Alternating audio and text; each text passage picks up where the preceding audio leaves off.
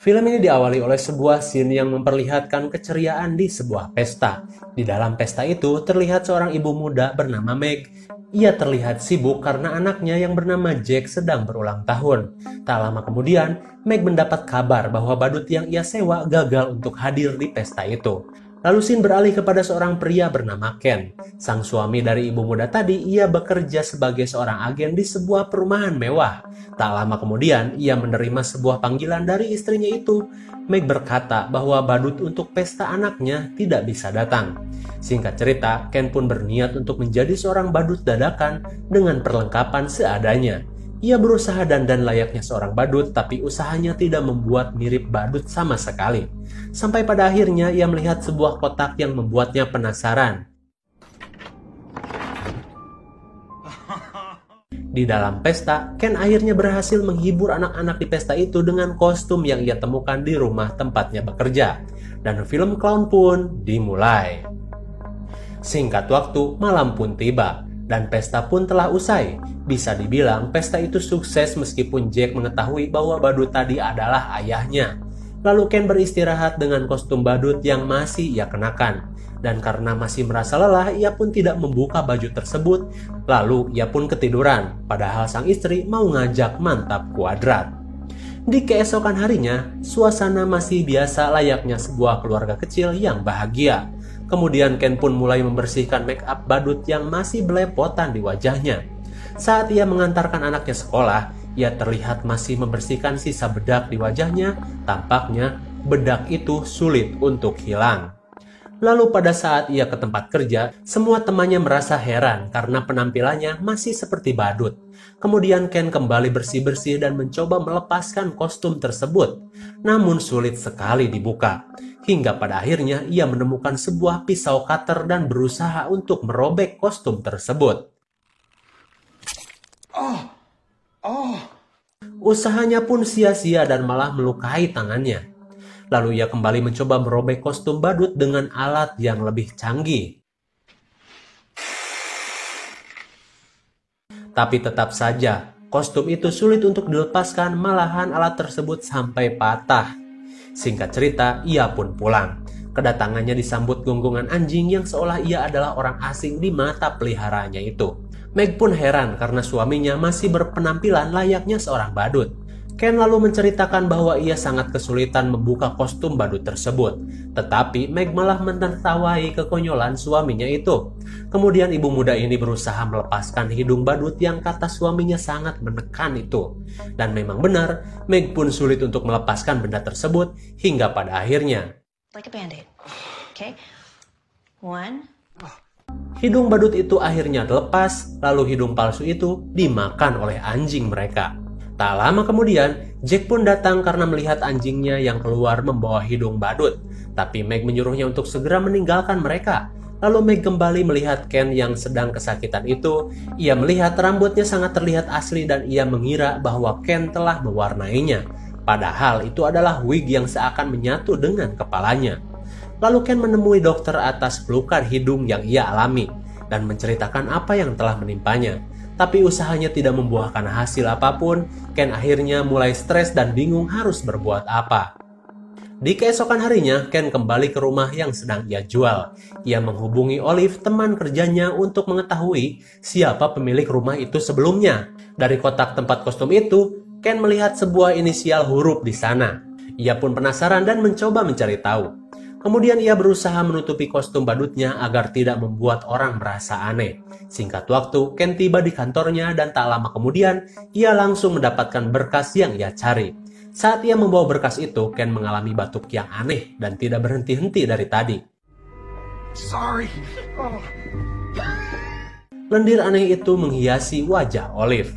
Dan hingga pada akhirnya, Ken berhasil mengetahui bahwa rumah itu milik seorang yang bernama Martin Carlson. Tapi ia sudah wafat. Kemudian Ken berada di tempat penyewaan kostum. Ia mencari siapa pembuat kostum yang masih menempel di tubuhnya itu.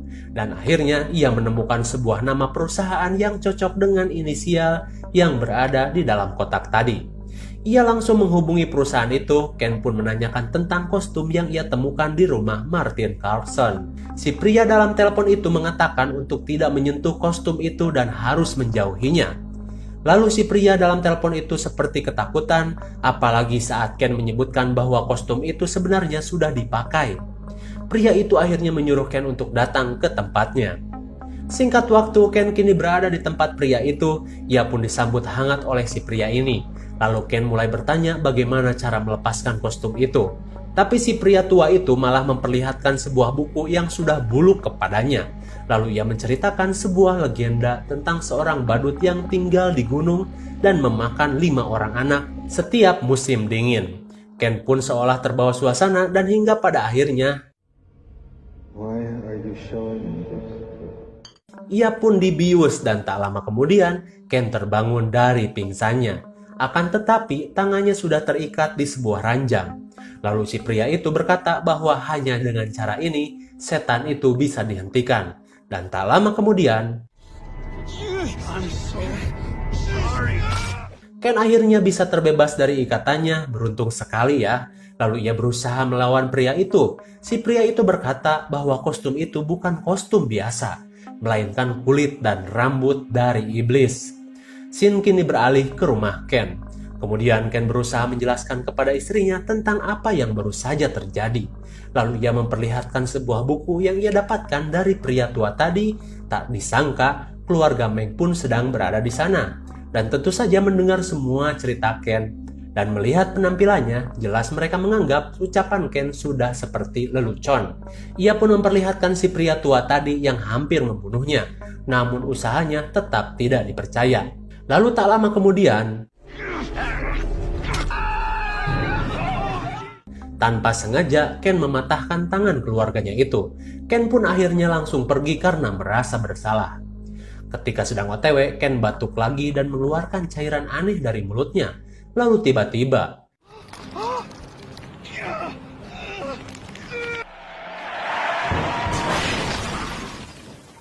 Ken berusaha menanyakan ke pria itu apa alasannya mau membunuhnya. Tapi si pria tua itu malah berkata, "Bunuh dirimu sendiri." Perkataan itu terus diulang-ulang dan membuat Ken kepikiran. Kemudian Ken pun melarikan diri ke sebuah hutan. Di sana terlihat anak-anak pramuka yang sedang prepare untuk tidur. Lalu ada seorang anak yang pergi ke sumur untuk mencuci piring dan berjalan di kegelapan hutan. Langkahnya pun terhenti saat mendengar sesuatu. Dan ternyata yang ia lihat adalah Ken yang sudah merasa lapar. Meskipun ketakutan, si anak ini mencoba memberikan roti kepada Ken. Namun,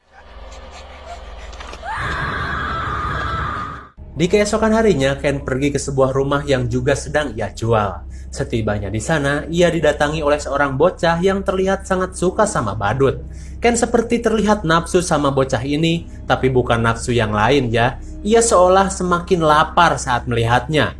Tak lama kemudian, Ken masuk dan meninggalkan bocah tersebut. Saat berada di rumah itu, Ken merasakan kembali perubahan pada tubuhnya. Kostum itu terasa semakin menyempit, dan tentu saja itu membuatnya kesakitan. Lalu si bocah tadi datang lagi ke tempat Ken dan menawarkan makanan. Suara bocah itu terus terdengar dan seperti menggodanya. Kembali ke dalam rumah, di sana terlihat Meg dan anaknya sedang memperhatikan anjing mereka. Meg berkata pada anaknya bahwa anjing itu berperilaku aneh akhir-akhir ini. Jack pun menjawab, apa mungkin karena habis memakan hidung ayah, anjing itu menjadi berubah. Tak lama kemudian, Ken pun menghubungi Meg. Ibu muda ini langsung menanyakan keberadaan Ken yang sudah beberapa hari menghilang. Tapi suaminya itu malah menjawab, aku minta maaf, ini adalah satu-satunya cara. Telepon pun langsung ditutup. Tak lama kemudian, Ken berusaha mengakhiri hidupnya, tapi ia tidak bisa mati dengan cara seperti itu. Ia pun hidup kembali. Kemudian Sin memperlihatkan Meg yang berusaha mencari keberadaan suaminya itu. Ia mendapatkan semua berkas rumah yang sedang dijual oleh Ken. Meg pun berniat untuk memeriksa setiap rumah itu. Hingga di keesokan harinya, Ken menggunakan cara lain untuk mengakhiri hidupnya. Ia pun mempersiapkan sebuah alat yang bisa memisahkan kepala dan badannya dengan berbelanja alat-alat pemotong. Singkat waktu, ia pun mengatur posisinya untuk aksinya itu. Sementara itu, dari luar terlihat seorang yang berusaha masuk ke tempat itu. Tak lama kemudian,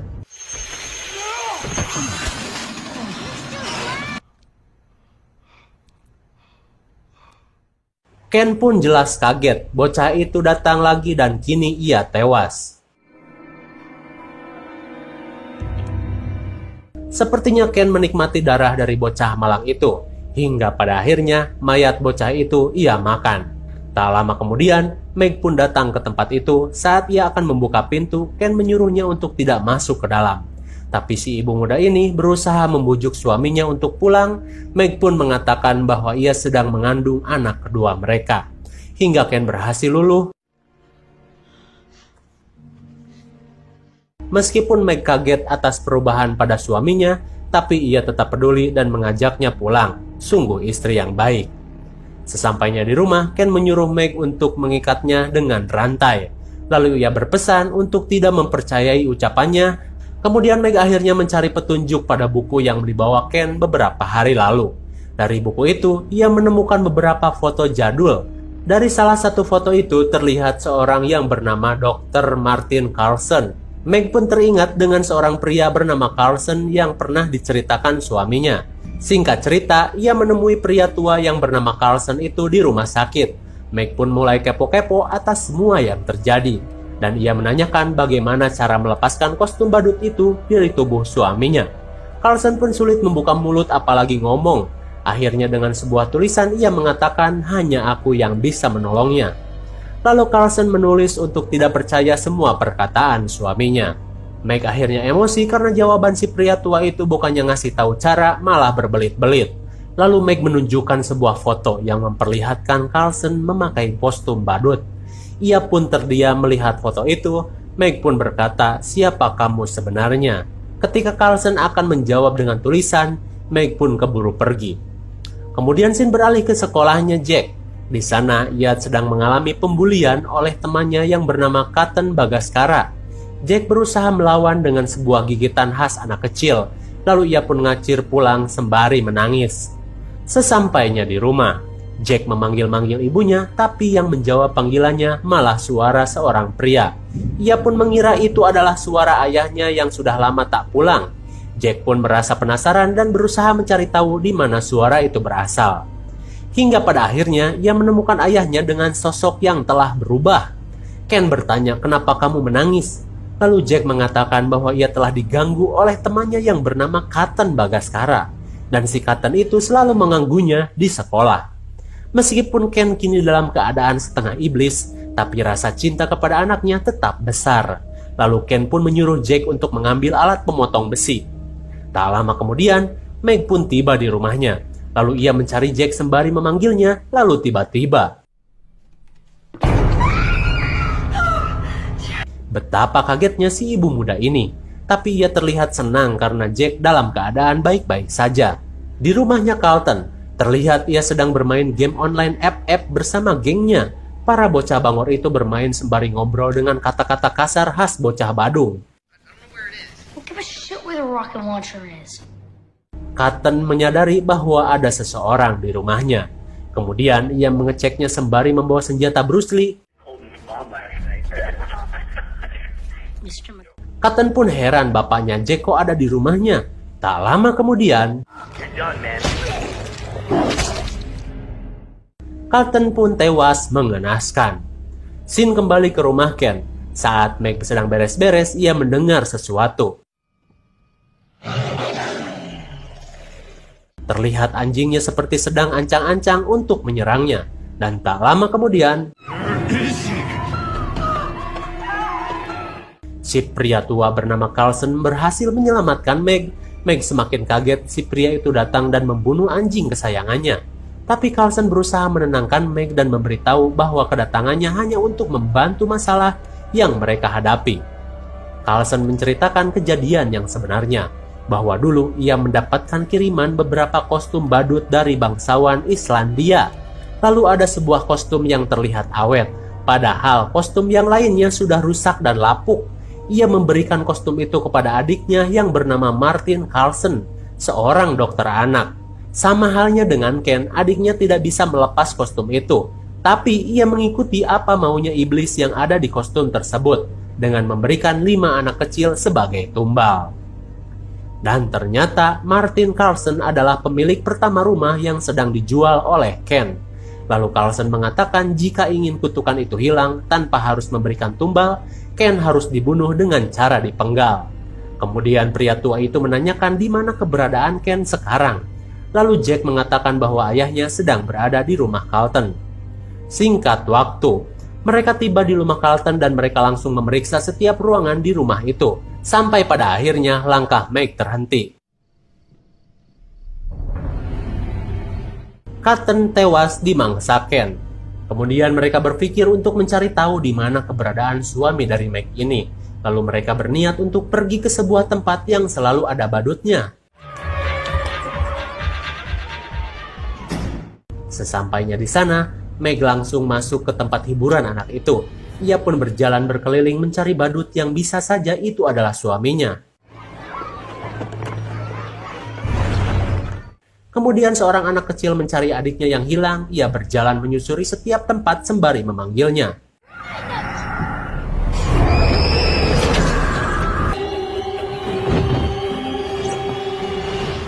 Semua orang pun panik karena kejadian itu. Saat semuanya berlari keluar, Meg berusaha mencari tahu sumber kekacauan itu. Kemudian Carlson pun ikut dalam pencariannya. Sampai pada akhirnya Meg berkata kepada Ken bahwa ia dibantu Carlson selama ini, tapi Ken masih menganggap pria itu sebagai orang gila. Lalu tiba-tiba usaha Carlson pun gagal karena kurang latihan. Ken berbicara seperti dirasuki setan.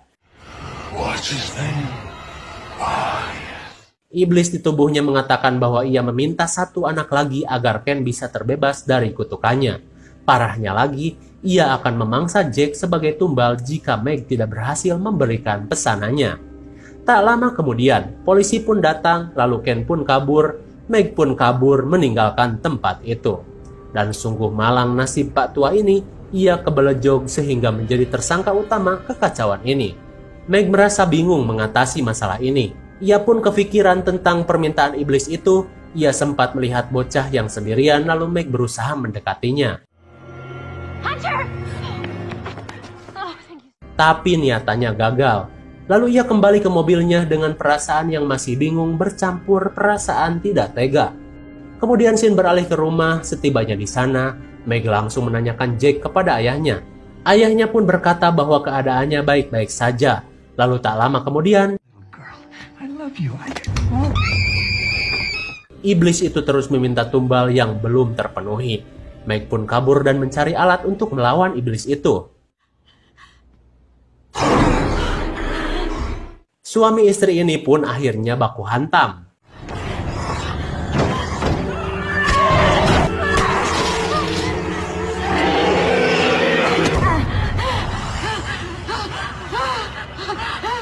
Meg menyuruh Jack untuk lari. Teriakan ibunya itu langsung dituruti bocah ini, tapi pintu malah terkunci. Jack akhirnya cuma bersembunyi di rumah itu. Iblis itu pun langsung mencari Jack, tapi usahanya digagalkan ibu muda ini.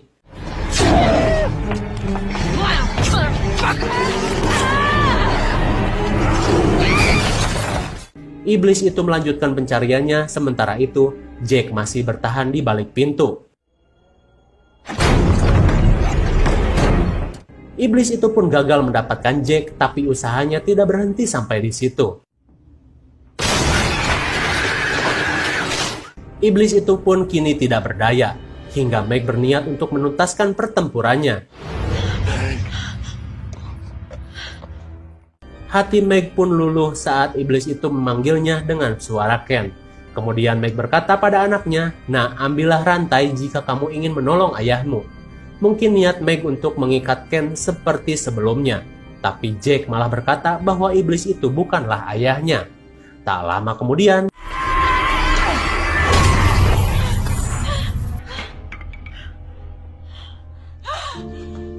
iblis itu akhirnya berhasil dikalahkan Meg. Dengan penuh penyesalan, ia memeluk Jack sambil menangis. Namun,